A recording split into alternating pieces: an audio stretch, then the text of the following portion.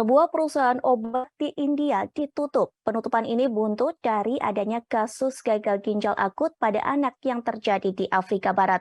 Disinyalir anak-anak tersebut mengonsumsi obat sirup untuk pengobatan dari pabrik di India itu.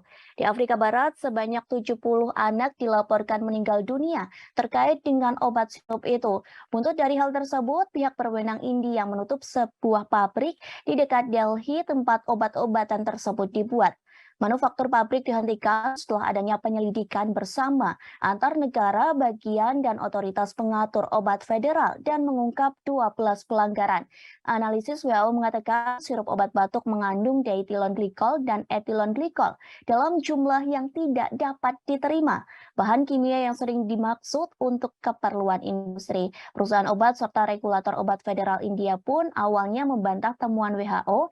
Seperti diketahui, India mengekspor obat-obatan ke lebih dari 200 negara dan berkontribusi pada pasar obat generik yang besar di Amerika Serikat. Perdana Menteri India Narendra Modi telah memperjuangkan India sebagai apotek dunia. Kalian tradisional India dalam membuat obat generik telah membantu menjadikan India pembuat obat murah yang tangguh dan menjadi basis manufaktur global. Sekitar 40% obat bebas dan obat generik yang dijual di Amerika Serikat dan seperempat dari semua obat yang beredar di Inggris berasal dari India. Negara ini memasok sekitar 2/3 obat